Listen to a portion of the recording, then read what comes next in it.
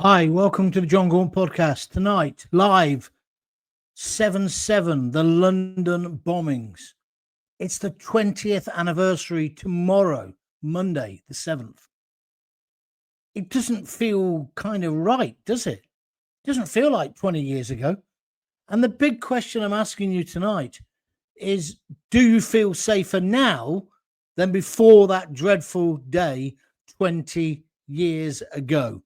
So do you feel safer now, or do you still think we're living under the threat of terrorism?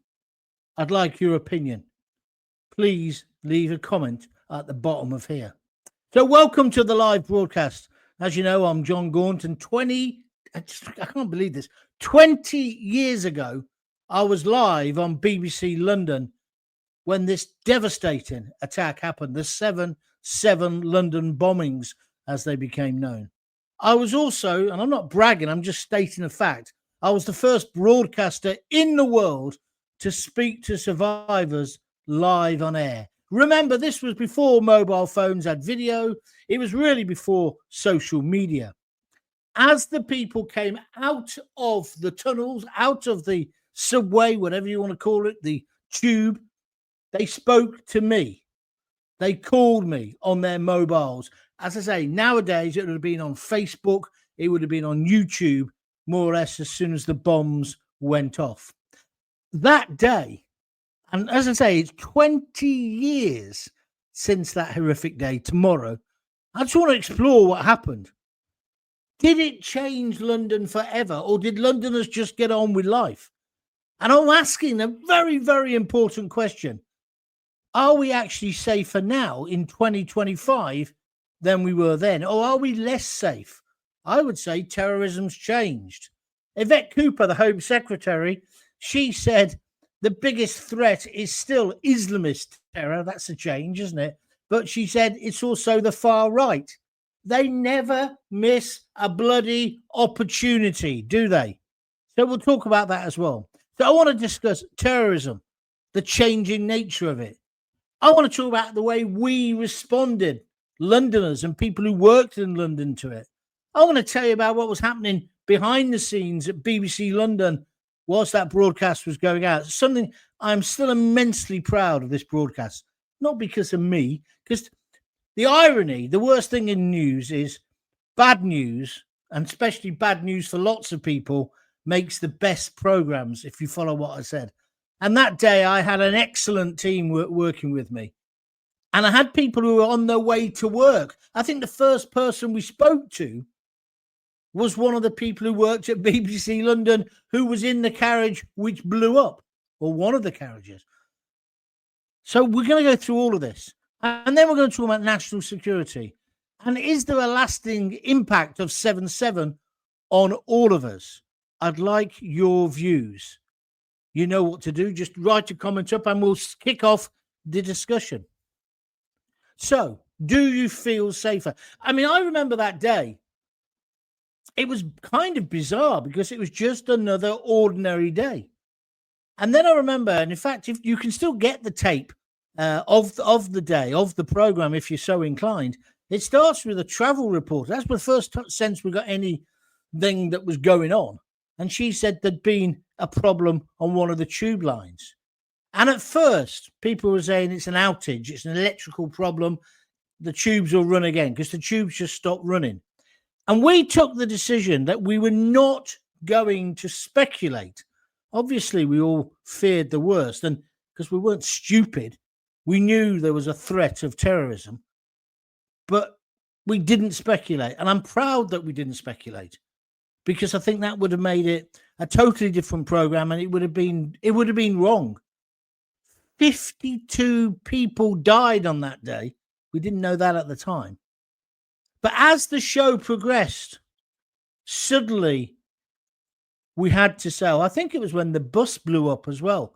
Do you remember in Tavistock Square? Then we did call it a terror incident. They kept me on air for 6 hours. They also simulcast the show right across the country, even though it was only for BBC local radio in London normally. So it went out they put it on Radio 5, they put it on everything because we were there. And this is the beauty of local radio. The one thing I will say about BBC local radio, which is why I never slag it off, if you've noticed, I'll slag off everything else in the BBC. But local radio, you have a unique relationship, if you're any good, with your audience. So whether they've been phoning in because of competitions or just have a laugh, have a joke, ask for a request, ask for you to, not a musical request, ask for you to plug an event they're doing, you are their mate on their radio. So when something dreadful happens, it happened the same when I won all my Sonys with Vauxhall being closed down. Who are they going to phone? They're going to phone Gaunty, the local BBC radio station. And that's what happened that morning. And then we obviously sent our reporters down. Somebody said to me today, how did you cope with doing that show? Well, the answer is you just do it. I'd done lots of things like this before. I'd done the Vauxhall thing. Also, I think the first few months when I got to BBC London, 9/11 happened. And although obviously we weren't in New York, we kind of followed it. And so because of the New York-London connections, and then I went to New York a few months later because of the closeness of the two cities. So in a sense, we'd had a dress rehearsal.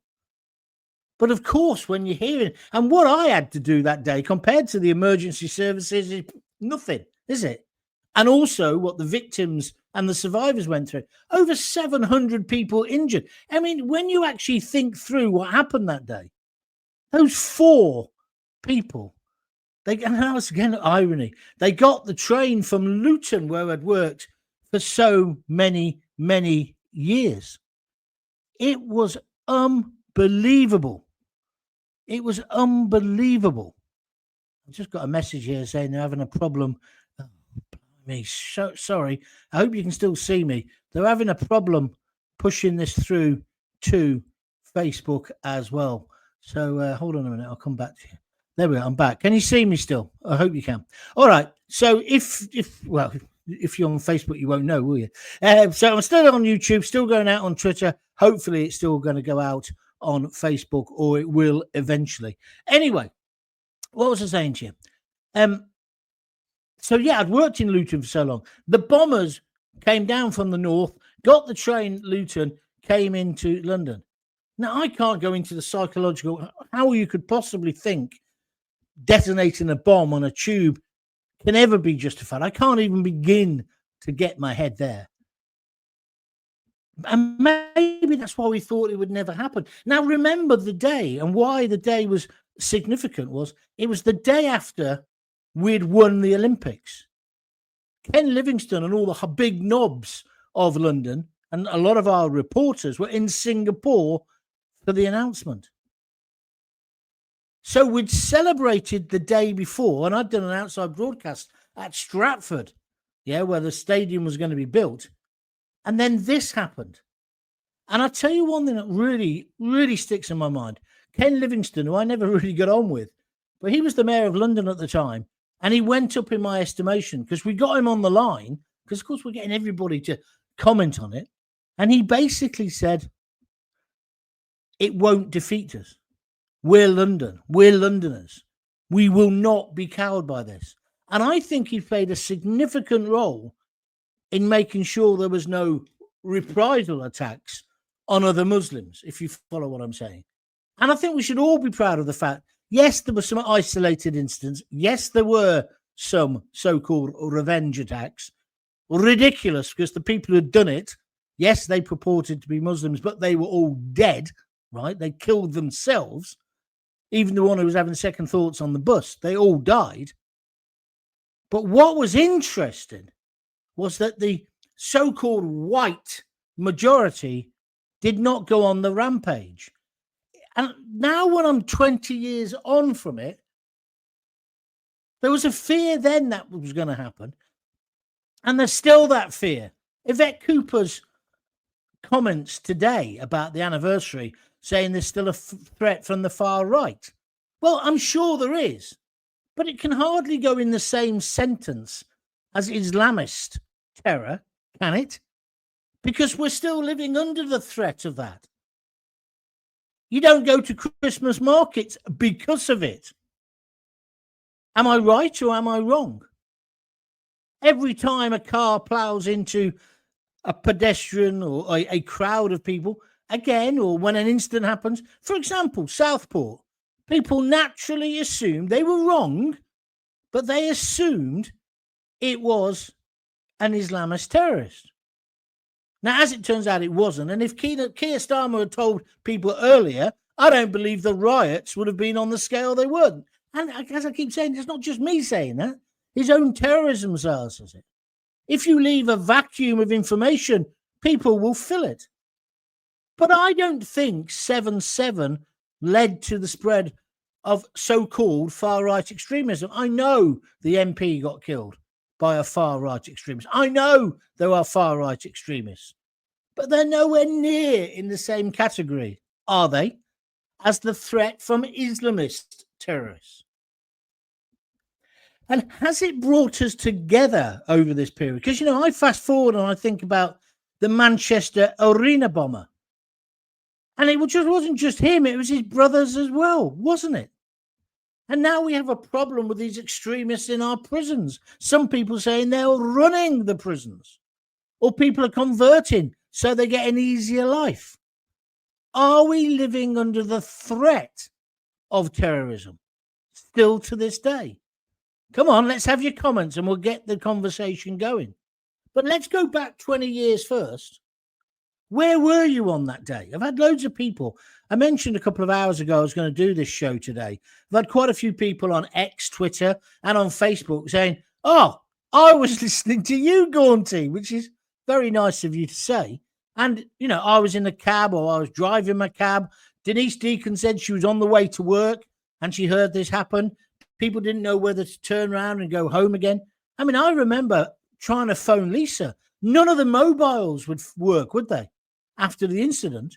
Because they were jammed, I think. So many people trying to phone their loved ones and say, I'm okay. I mean, again, now we'd do it on Facebook or we'd do it on X, wouldn't we? You've got to remember it was before those times. And BBC London, I've got to say, the whole team worked so well. And they became the information hub for most Londoners. No one wanted to listen to music radio that day. They tuned into us. And I'm proud of the broadcast we did. And I'm proud that we didn't speculate. And I'm proud that we then didn't get into hate or whatever else. Lots of people phoned in with information saying this is happening, that's happening, etc., etc. It really felt as if London was under attack. Well, 2 weeks later, of course, there was another attack, but let's keep that out of the equation for the moment. And then, of course, there was the dreadful killing of the Brazilian bloke who was mistaken identity by the Met. All of that feeds into it. But on that first day, on 7/7, where were you? And what did you think was happening? And how do you think London and Londoners, and indeed, it's not just about London, how did the rest of our great country react to it? I think we reacted magnificently. I think we reacted magnificently. Just the way Brits always do. It wasn't necessarily stay calm and carry on, but it certainly was, we've just won the Olympics, like Ken Livingstone said, and we're not going to be cowed into submission. And I don't think we have been. I think our governments have, successive governments, because don't forget it was Blair in power at the time. They have always been scared of a so-called, they call it a far-right reaction. What they mean is white. The white mass population kicking off. I find that really offensive because we haven't done it. There have been some hotheads, as I said earlier, but on the whole, that hasn't happened. But I think our governments then have tiptoed. Oh, don't forget, of course, Muslims died on that day as well. Sikhs, Hindus, all kinds of people were on the tube when it blew up, and indeed that bus. It affected everybody. But what I think there's been a tendency by government, local and national, to tread on eggshells around normal, law-abiding Muslims. I think that's why we've got to the stage now where there's debates about can you wear the burqa or not. But like if you're in the camp where you say, no, you can't, it's not got any place in society, you're referred to as a far-right extremist. I remember when you could have those discussions. See, I'm old enough. I was writing for The Sun after this 7/7. I left BBC London a few weeks later. It was already planned. And I eventually ended up on The Sun and on Talk Sport. And I remember when you could talk about these things, like the banning of the burqa. And then suddenly, as time has gone on, you've not been allowed to. And it's as if we, the white, it's not just white, is it? But the non-Muslim population has had to fit in. And then there's been quite a few atrocities. I won't go through them all now, but, London Bridge, for example, Manchester Arena, those bombings. And we're meant to just not look back in anger, sing Kumbaya, and have a picture of a bee on our lapel. It's kind of wrong. And there has not been enough condemnation, it's got to be said, from within that particular community. I don't think all Muslims are terrorists. I don't. But I do think it's odd the way it's been treated by our elders and betters. Do you? Do you want to talk about that, or is that too controversial? Because should we still be living in fear? I know you can then say, well, it was Blair, then it was foreign policy, it was Iraq, Afghanistan, Libya, etc., etc. And by doing those things, we alienated more people. Yeah, but did we alienate them to the point at which they wanted to go on tubes and blow up innocent people? Like at the moment, the amount of people waving the Palestinian flags, and not just the Palestinian flag, the flag of Hamas. Yesterday, I don't know if you follow me on Twitter or X, whatever it's called at the moment, I had 700,000 responses. It's Carnival. I'm down in Rosie's Village, and it was Carnival yesterday. And on Friday, I went to the allotment. I've been helping her with her allotment while she's away. I came back and I was parched. So I stopped at the village pub in the town square, in the city, the village square, sat down and ordered a pint of lager because I was really thirsty. I'm a beer drinker, right? I'm a Bass drinker normally. But in the heat, I wanted a lager. So I ordered a lager, and what's it called? The Spanish one that isn't Spanish, Maggi or whatever it's called. So I had a pint of that, and I took a photo saying typical, or something along the lines of English Friday afternoon. And that was it. It was fun. It was almost poetic. I sat outside this pub, sun blazing down at me about 4:00 in the afternoon. The church bells were ringing. I think they were rehearsing for the carnival today, for this big celebration when for yesterday when the Morrismen came. And it was just so English. So I wrote a tweet saying, it's so English. You should have seen, I had 7,000. Still, if you go on now, you'll still see it. The majority of them saying, good on you, Gaunty. Then some people started taking the mickey saying, why are you drinking that Spanish stuff? Then other people said, that's not Spanish. It's brewed in Burton. There's a big side debate about that. And then other people saying you should drink real ale. And then the lefties came on. You call yourself a patriot. You're drinking Spanish lager. You've got a pair of Ray-Bans made in Italy. Well, from Italy, via America, probably made in China. You've probably put this tweet up on your Vietnamese iPhone. And it just went on and on and on. But underlying it, they hate our country. That's what they were saying. Then I was called, excuse my language, a flag shagger, whatever that means. And then a little Englander, somebody who loves England too much. It's a derogatory term. How can you love your own country too much? They were trying to paint me as a nationalist, as a racist. But I gave as good as I got with these lefties. And I said, if Palestine's so good, why don't you go? I hear it's lovely this time of year. Honestly, it's getting on my nerves that doing something normal, a cold beer on a hot afternoon in a village square, is somehow racist. That's what they were saying. You're trying to show how British, or how not British, English you are. And a load of Irish people. What the hell it's got to do with them? I don't know. Slagging me as well. And then others who lived in Europe, now lived in France and places, had left the country. Now, you see, I think this is where it's gone. I don't think there have been reprisals, like I've been saying. But what's happened is this tribalism, right? And rewriting of history. So somehow their perverted view of the world, I don't mean sexually, but it's a perverted vision of the world, that somehow our glorious history is terrible. We were colonists, we did this, we took over this, we did the slave trade. Always forgetting we stopped the slave trade.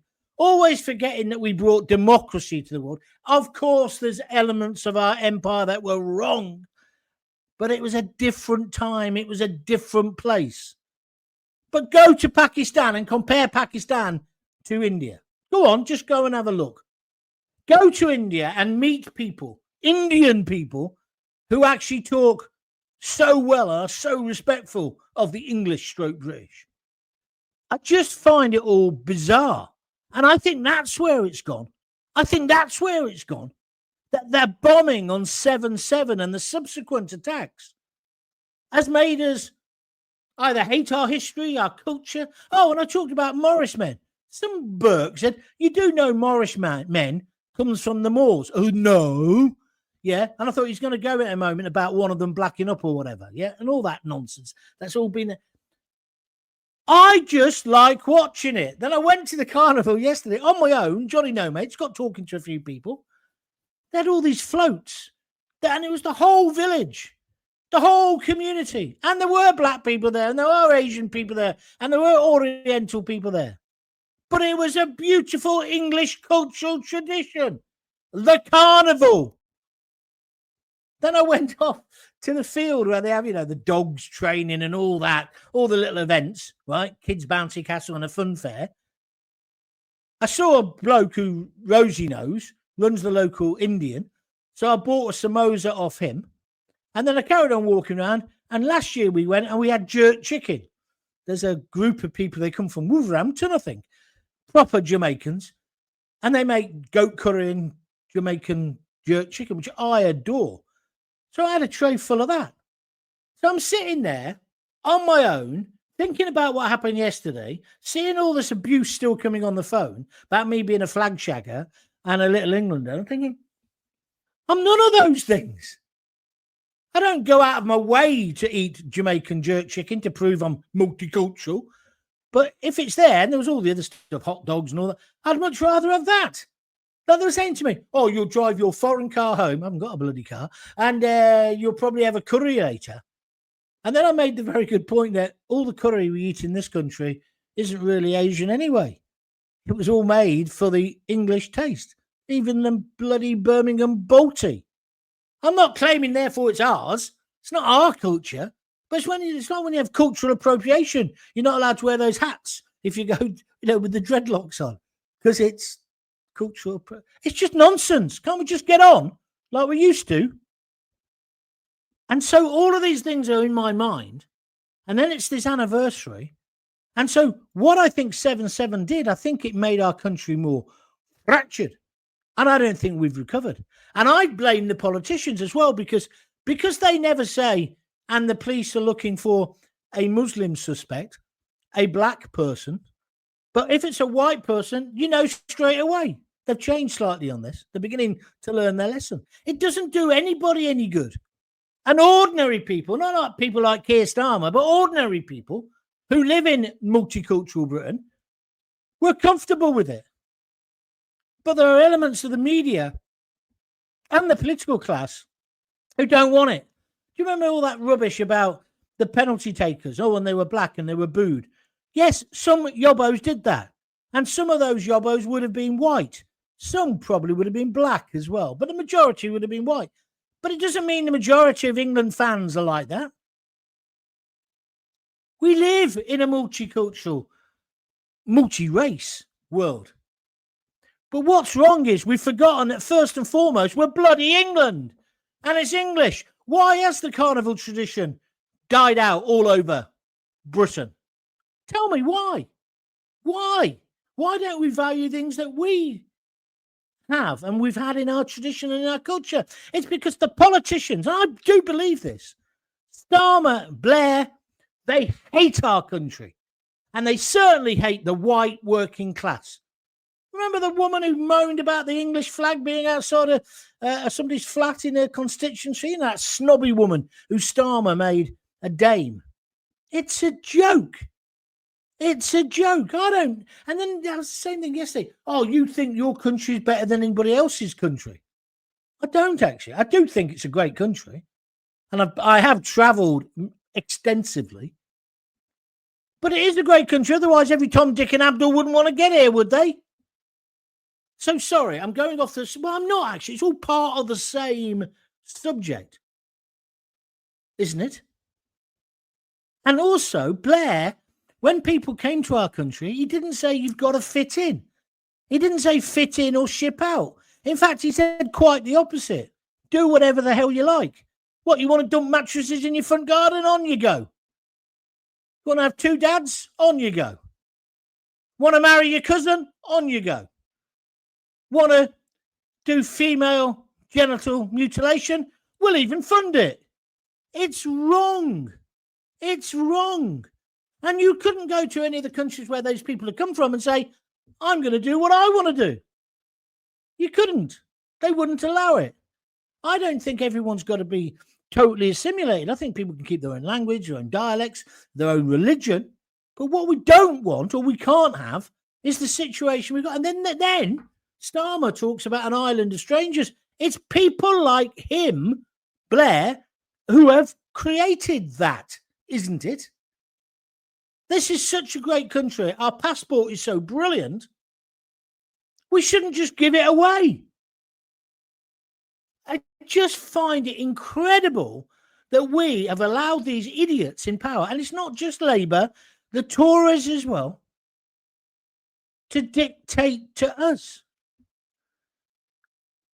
How come halal meat is now de rigueur?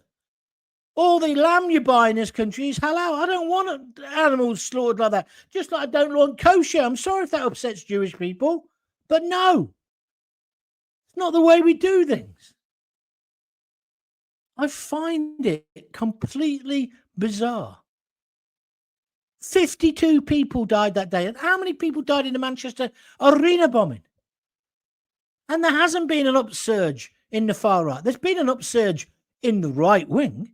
And no wonder Farage is going to become the next Prime Minister. He's the only person speaking the language of the population. I don't mean English, but but almost that as well. Do you understand what I'm saying? Whereas the other politicians, they live in this vacuum. That's why Starmer turns around and says, oh, that speech about with the echoes of Enoch Powell, who I've got no time for, by the way, but as echoes of that, he said, I wouldn't have read that if I'd had my mind on the subject. He's the Prime Minister. He's admitting he's reading out speeches he hasn't read and then going back on them. And then we've got a Chancellor who cries in the Commons, makes up a cock and bull story saying it's personal. When people say, why is it personal? Oh, you can't ask. And if you've noticed, no cabinet minister who's defending her has said, oh, yes, she told me what it is. It's all, no, I can't tell you, but it's awful. Which is what they would do if it was real. It's not real. They're lying. They're conning you. Ever got the feeling you've been cheated? They're leaving you behind. They don't like you. Anyway, so going back to 7-7, this is where the rot set in. Am I being too bonkers about this? Too extreme about it? Please tell me. Let me go to some of your comments now, and then we'll get involved. Keep pressing. I've spoken for half an hour. I do apologise. Keep pressing the like button. We've only got 11 today. We normally get more than that. If you want to restream it as well. I know we had a problem when we started with Facebook, but it looks like it's back on now. So if you're watching on Facebook, thank you. If you're listening on a podcast, don't forget you can always come to my TV channel and that's booming this weekend. Jon Gaunt TV on YouTube. It's free to subscribe.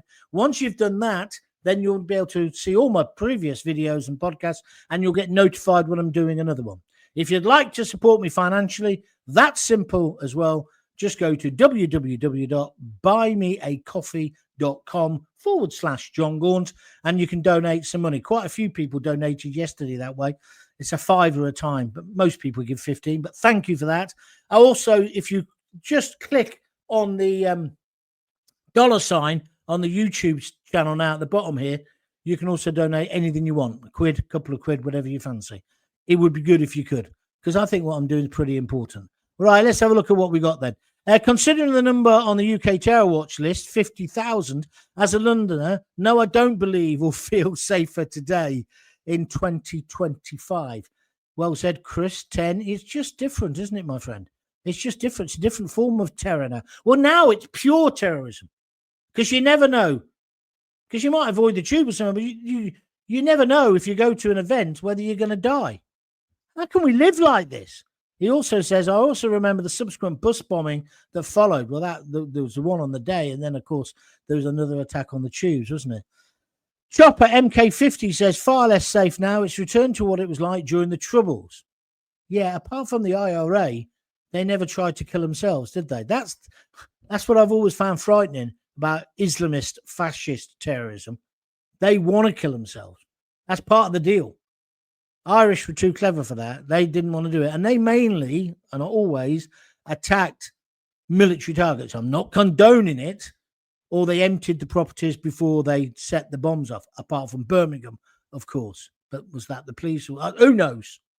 Anyway, it's what it's like during the Troubles. Fear, danger, and anger all around you. And you can feel it's there. In 2005, it felt like a remote attack. 9/11. Madrid, Bali, then us. Yeah, that is how it went. You're right. That's a good point, Chopper. A very good point. Thank you for making it. Afternoon, John. I've only visited London once. That was over 20 years ago. I've never been again. I've thought about it, but I don't feel safe going there. Completely different to Edinburgh, where I live. Cheers. Thank you very much indeed for that comment. Chris 10, Mayor Sadiq Khan has made sure London is a ghetto now. I think he's contributed. I don't think you can blame him totally. No, this country has had it, says John Richards. Thank you very much indeed for your comment. Gaunty, do you think there is, shall we say, a Jerry Anderson who did Thunderbirds pulling our supposed government strings? Well, you mean they're like puppets? Yeah, I can see that. I don't buy into it completely. What I think it is, it's more likely there's a factory that turns out these MPs who all have the same views, because they've all got the same opinion. They've certainly got the same opinion of us, the general population. I'm sick of the government trying to gaslight us about the far right. Who are those bombing using vehicles to unalive, butchering kids, etc., says Chris. Peter Adams out in Hungary says, cowards, the lot of them, blowing up innocent, law-abiding people. I remember on TV, someone said 95% of Muslims are not terrorists, but 95% of the terrorists are Muslim. How true? Yeah, it is true. That is a true statistic. But we got to remember it, Peter. Because I don't think the guy who runs my local Balti house is a terrorist. And I don't think the guy who picks me up from the station now and again is a terrorist. I think he's a decent bloke trying to bring up the decent blokes trying to bring up their kids just like me. So we have got to keep capping. But largely, Peter, we have done. We have done. But the government, our government, hates us. A bit like those people talking about me being a flag shagger and, oh, you're only bragging about having a beer and you're an idiot because it's not even British beer, which of course it is. It's brewed in Burton or whatever. But I just thought it was ridiculous. And then they went off and on. They made up all this imagery of me. Driving a foreign car, and as you know, I always drive Jaguars without any money. And then they go on about all this other stuff. And then I got started being called a misogynist. It's crazy. Not safer. We're under attack ever since, says Sean Folan. No, there's many more potential terrorists in the UK due to the failure of successive governments to control illegal immigration. Now, that's a good point you're making, Phil. Let's talk about that. We've still got them coming in their thousands at Dover, 400 or 500 a day on a good summer's day. The government don't know who they are. I said this to you last week. If you said to the government, do you know everybody in that boat is safe, is not a rapist, has not got a criminal record?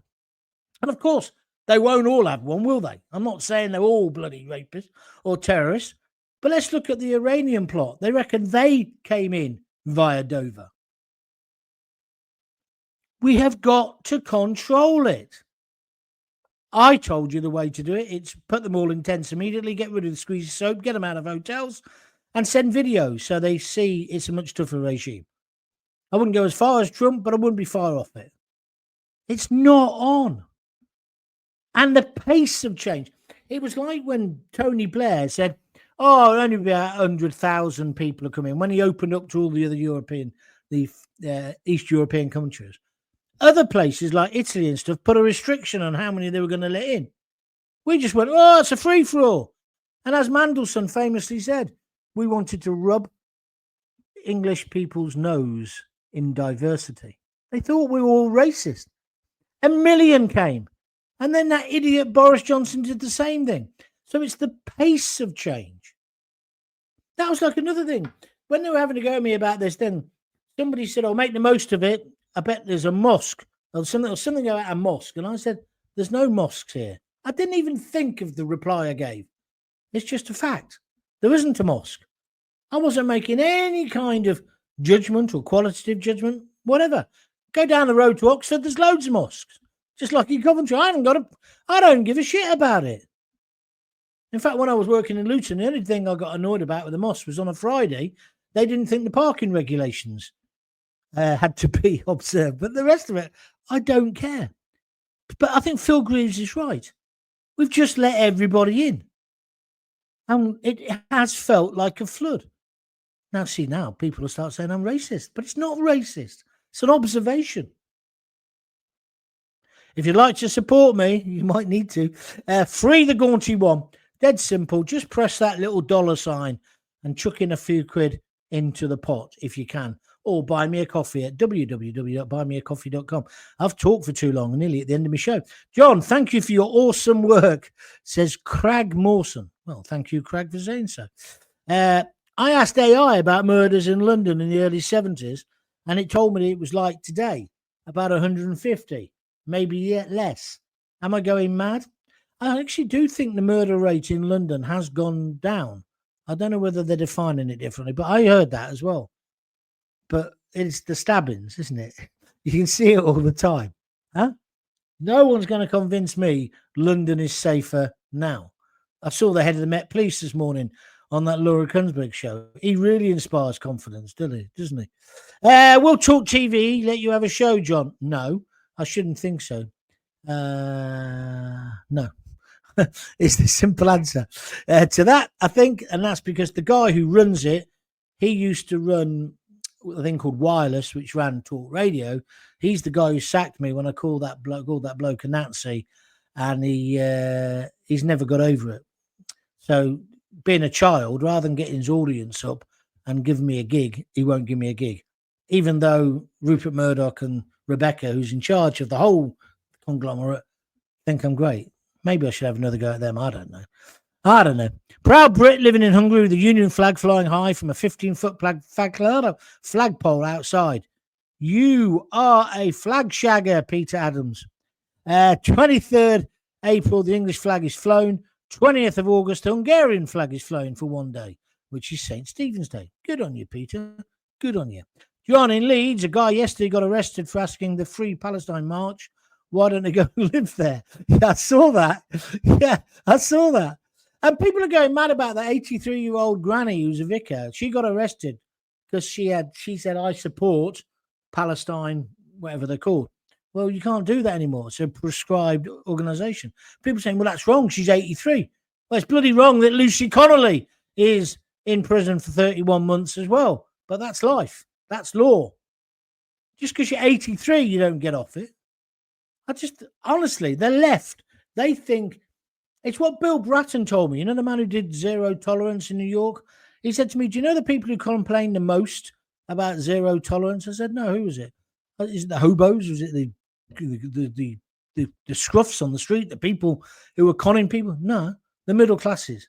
He said, when we started to tell them you can't rollerblade, skate down the sidewalk, they got stroppy. Or you can't have your dog off the leash when you go into some posh cafe on Broadway. He said they didn't like it. They wanted tough laws, but not for them. That's all I'm saying. Angie Barnes says definitely no. I shouldn't think that means she's definitely doesn't feel safer. John, have you got your comments turned on? Yes, I have. I just didn't read them out for ages because I was in a bit of giving you a diatribe. Have you paid?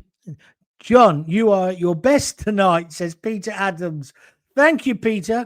I wouldn't think so because no one's donating, but thank you very much indeed for your support. The online petition to raise the issue of halal and kosher slaughter, non-stun, got about 100,000 signatures. I signed. Yeah, did you see that Nigel Farage has said he's not in favour of banning it? Doesn't want to upset anyone. Huh? I find him a bit odd at the moment. I still think he's the best option out of everyone, though, to be honest with you. But where should we go next? Let's go to this one. Why don't the boat people have identification? Well, because they throw their passports in the sea, in the channel as they're coming over. What happened to ISIS, etc.? All young men coming in. Do we have sleeper cells here? And yes, I am afraid. Of course there are sleeper cells here. Of course there are. That doesn't mean everybody who comes in is a terrorist, but of course they're here. Of course they are. And I think the government know that. But still they come. Still they don't secure the border. It's just so easy to secure the border. Why don't they bloody do it? And you say, oh, that was funny. The French, they slashed one of the dinghies. Did you see that? But it was just one where just so happened to be a BBC TV crew filming it. And it just so happens to be, they did it this weekend, just because Macron's coming on a state visit next week. It's all smoke and mirrors. Ever got the feeling you've been conned? While we're all, let's be honest, sick of Staliner, I think he means Starmer, where would we be if the Ginger Growler ousts him? Well, she won't oust him, but I don't think you need to get worked up about who comes next. You just need to get rid of him. He's got to go. He's lied again. Let me just tell you another little prediction. If I was him, I'd have said to her, to the Chancellor, listen, what's the personal problem? I'm the Prime Minister. I'm your boss. Tell me in confidence. And if he hasn't asked that question, he's no leader. And if he has asked the question and he knows it's bullshit, right? Because it is. Even the main newspapers are saying this. I was the first person to say this. I said it on the day. Now everybody's copying me. Now they've got a little bit braver. But Dan Hodges has done a good job on this on the Mail on Sunday. It's obviously made up. Otherwise, she'd say it's a bereavement, wouldn't she? She hasn't said it's a bereavement or my son's in trouble, my daughter's. You would just give a little bit more information. And you wouldn't come back the next day with all the bags under your eyes, the iron creased them out. It's rubbish. She was told she was going to get the bullet and tough shit about the fact we've had to go back on your budget and you are going to have to raise taxes. Oh, and you know what? You're going to have to take the rap for it. And she said, oh, that's not fair. I'm sure that's what's happened. But now they're lying. Bridget Phillipson, Cruella de Vil, as I call her, without the charm or the wit. She was on the telly this morning. Basically said it was personal. And they think that the moment they use the word personal, we'll all back off. Well, I don't think they will. I think the pride of the gutter press of Fleet Street, they'll be digging like crazy. Marion Groom says, I do not feel safe in this country. Under this government, I am worried. Thank you for your contribution. She's a Facebook person. Seaside of Mark, don't forget they attacked you for drinking a pint of Madri too, John. Yeah, they did, yeah. They said, that's not, you think you're a patriot and you're drinking Madri, it's Spanish. As if I wouldn't know. Yes, it means Madrid. Yes, but I know it's not brewed in Madrid, just like I know Michelob isn't brewed, the ones we have in this country, or Budweiser brewed any longer in America. Just like Moretti or Peroni.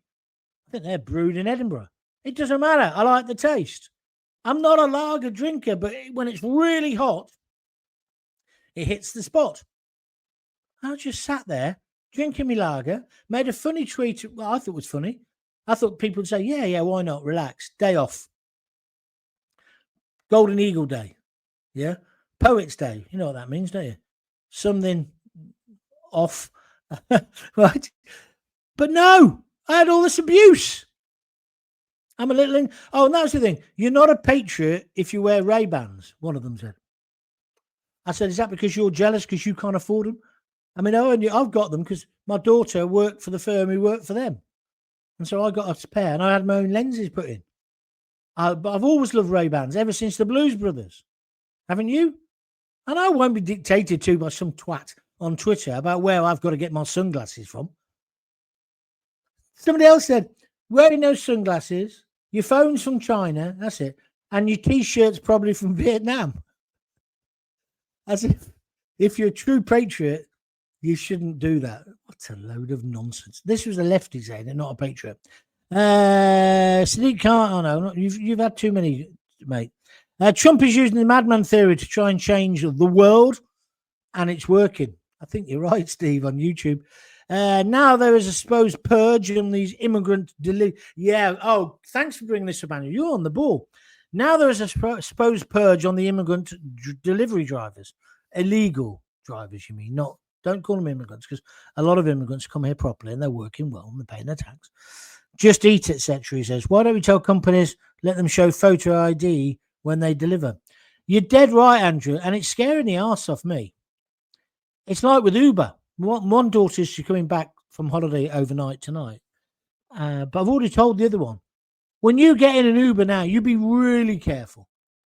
Make sure that the little picture on his pass, on his dashboard, or on your phone when you get it is the same guy. Because I've had this.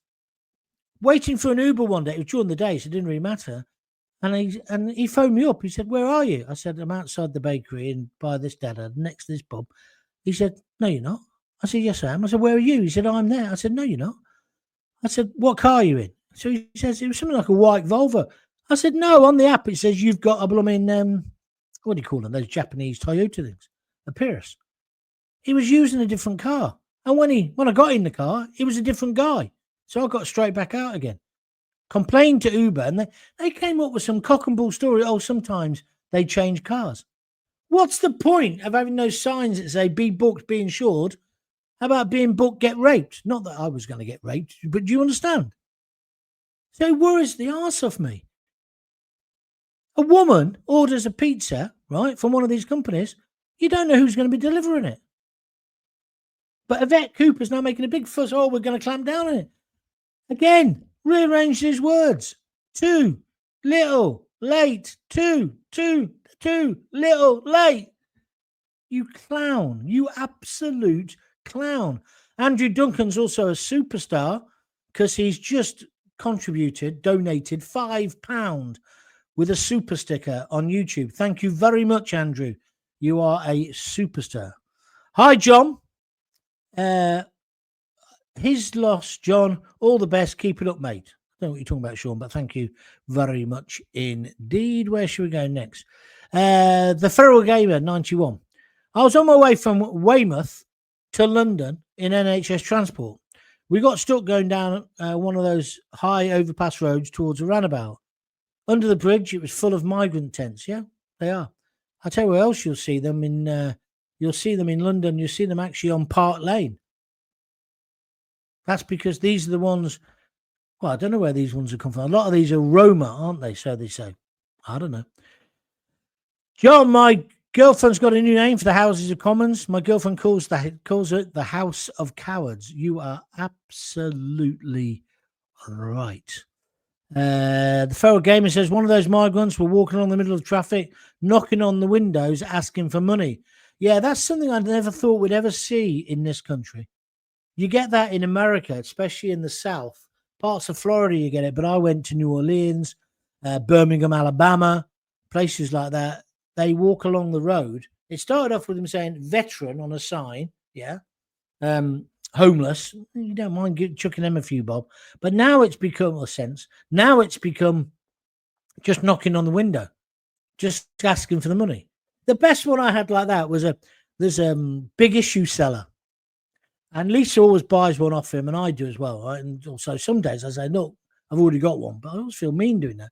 But I bought one off him or his mate one day, and I was with Lisa. And so he gave him £3 or whatever it is. And then he said, do you want the magazine? I said, what? He says, do you want it? Are you actually going to read it, or do you find it a bit boring? And I guiltily said, well, actually, I'll just put it in the living room and don't look at it again. He said, well, would you mind if I kept it? But I keep the donation. I said, I'll double the bloody donation for your cheek. Good on him. At least he was trying. Do you understand what I'm saying? John Morse, Craig Mawson says, me and my girlfriend and our kids are moving to Dubai soon. Good luck to you, my friend. My wife would never let me move there. I like Dubai. She doesn't like it. Thistle, here we are. I have a question. Do you know what happened to Nick Brown? I've an answer to that. Why are you asking that in this? Is that on our agenda today, Thistle? No. When we talk about other things, sexual matters, maybe it will, but it's not on my agenda today. So if you want to set up your own agenda, set up your own podcast. I'm not being too rude, but it's a bit kind of, don't do that. I don't like it. You should know that if you've been, well, you have been listening to me for ages. You know what I'm like. That's the agenda. Let's talk on about this agenda. I don't think I'm ever going to feel safe, says Josie Wiley. Isn't that awful? Isn't that awful that people feel like that in Britain? So that's it. That's the show. How long have I done? 51 minutes. Bloody hell. Great turnout for a Sunday afternoon again. Thank you very much. The best thing you can do to help me is tell all your friends, or retweet or repost the video if it's on Facebook. Tell everybody to sign up to YouTube. Remember, it's free. That little subscribe button down there. See down there? Just press it. Costs nothing. You don't even have to put your email address in. It captures your contact details. And whenever I make a video, you'll be the first to know. Simple as that. I don't have anything to do with it. YouTube do it. We've nearly got 4,000 subscribers. Somebody very nice to them today on Twitter said, why hasn't Jon Gaunt got hundreds of thousands? I don't know. Because I've just started, I think, and it takes time. But I could do with them. I think if I'd started this when I was still on national radio, I'd have 200,000 subscribers, a million, I don't know. But at the moment, I got nearly 4,000. And I'm going to have a party when I hit 4,000. I think I'm 200 and some off it.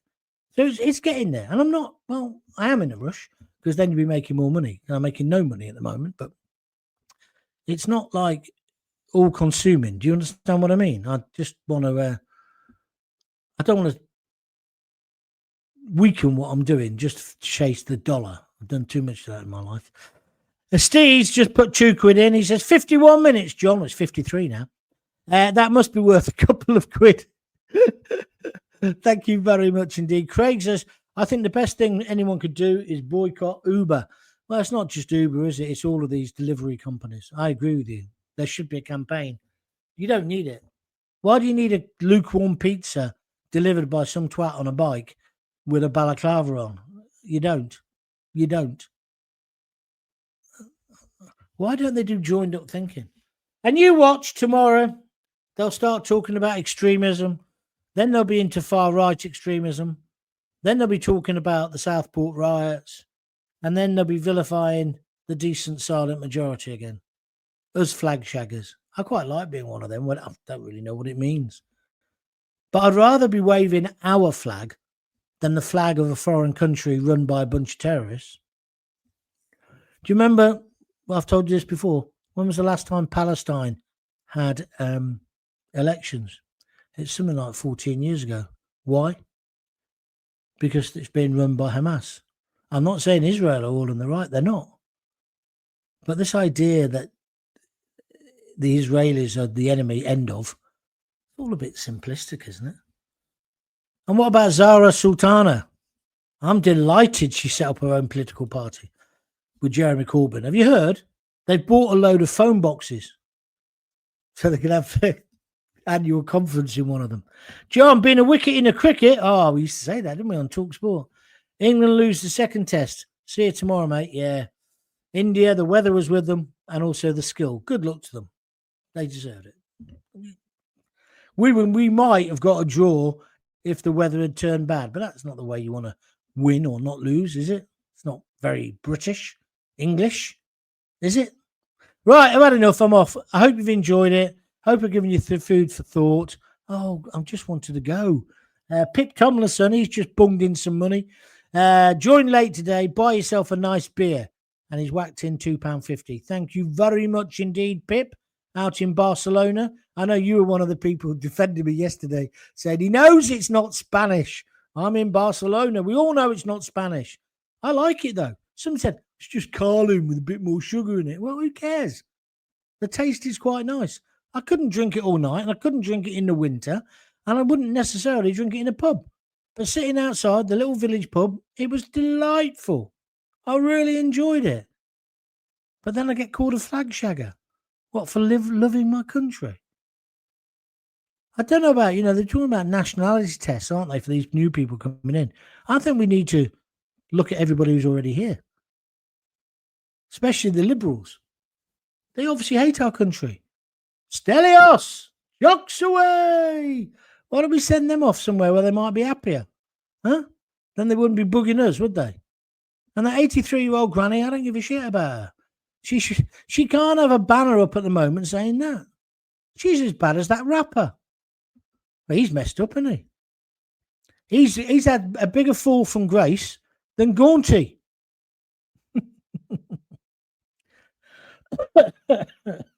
Something like that.